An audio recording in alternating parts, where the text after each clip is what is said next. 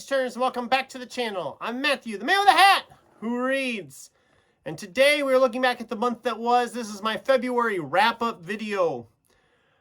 February was another good month for us. We read 13 books this month, which is up considerably from last year when we'd only read 9 in February.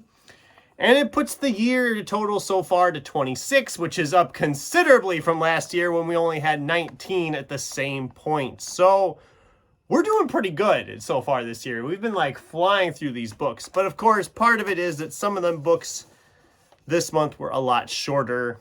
That makes a difference. So as always, let's start with some I didn't get to or didn't get finished in some cases. Joe Abercrombie's The Blade Itself.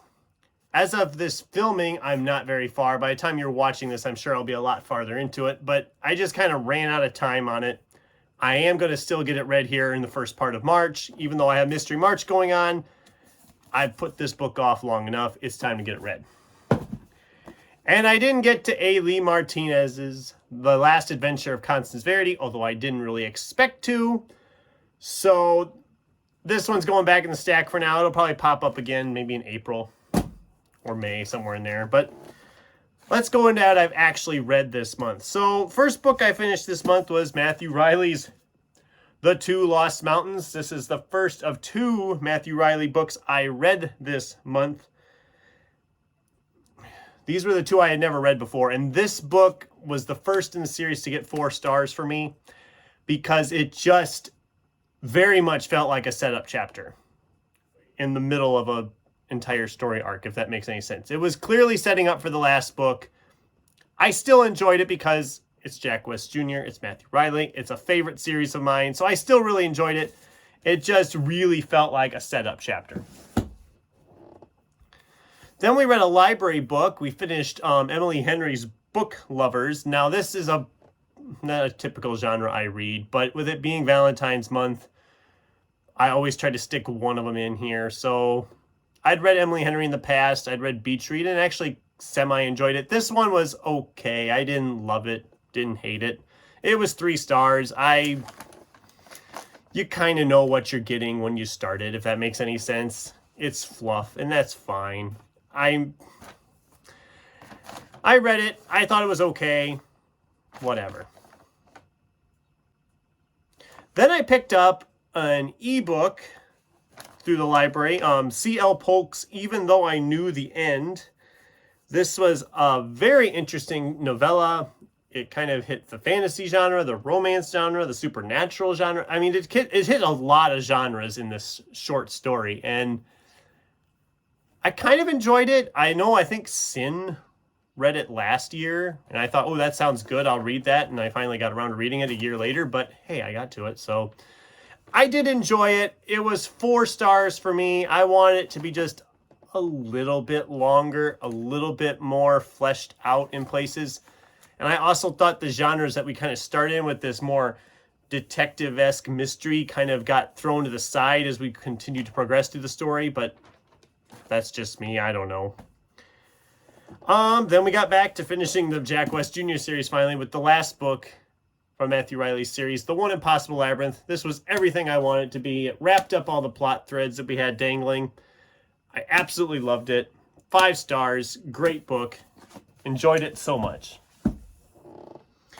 Then, after our collapse of reading Otherland, when we gave up on that because it was too massive and I'd had enough, I went to my stacks and I pulled out Douglas Hulick's Among Thieves. I had never read this author before. I did a review about this book, so I'm not going to go too much into it, but I really enjoyed it. I liked it. It was fast-paced, fantasy action. It was a 4-star read. Definitely check it out. Then we finally got started on our Prydain Chronicles reread from Lloyd Alexander. So we read the Book of 3. I still enjoyed it a lot. It was a 4-star for me.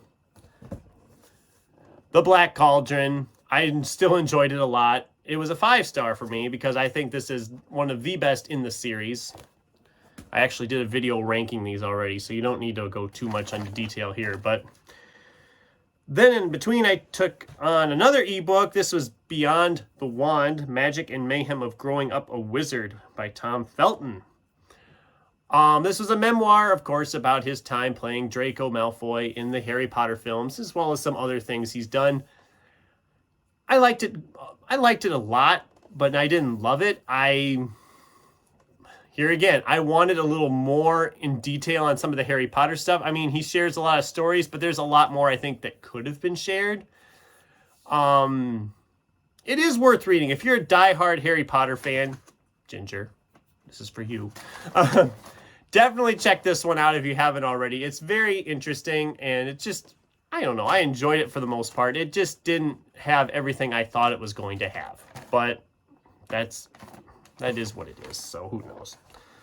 Then we were back to Prydain with The Castle of Lear, Book 3. This was still a 4-star. I still enjoyed it. I had a few more issues with it that I talked about in my ranking video, but I still liked it. Book 4, Terran Wanderer. My feelings didn't really change so much from the last time I read it. It was still a 3-star for me. I still think it's my least favorite in the series. I don't want to say it's the worst, but it's the least favorite in the series for me. I don't know. It doesn't feel like it needs to exist. And I kind of went into that in that other video too. Then our Filmtastic February pick, although Beyond the Wand, I guess, worked for that too, but They Shouldn't Have Killed His Dog, the complete uncensored beep-kicking oral history of John Wick, Gun Fu, and the New Age of Action. This was enjoyable. It went a lot more into action movie history than I expected it to. I mean, it was like deep in. It was like breaking down the first action movies. There's like the first 70 pages. They're just like literally talking about action movies throughout the years leading up to them making John Wick. And John Wick is a franchise I love. This book was a great behind-the-scenes look. I'm a little bummed some of the people that were involved with the movies aren't talked to. They don't. I mean, a lot of it's just like blurbs from people. It's an oral history, so you get a lot of them little blurbs from these different people involved. But there are multiple actors who are not referenced here, specifically Ian McShane and Lance Reddick. Both of them are huge integral parts of this franchise, and the fact that they don't include them at all in this book is kind of sad. I understand, depending on when it came out, I think it says 2022. I'm not exactly sure when Lance Reddick sadly passed away, if that was why they didn't get him involved because of that. I don't remember when exactly he died and when this book would have been published, so it might be that was part of the reason. I don't know. It was enjoyable. I gave it 4 stars. I'm a big fan of John Wick, so I loved it. Then we finally read it. We finally got through George R.R. Martin's A Game of Thrones. I have never watched the show. I have never read the book. I really enjoyed this. I'm not going to go too much in detail because I'm going to be doing a fun little video yet about this book. And I hope it turns out as good as it is in my head because it looks and sounds amazing in my head. And I'm really hoping it turns out good when I actually get to filming it. But I did love this. It was a 5-star read.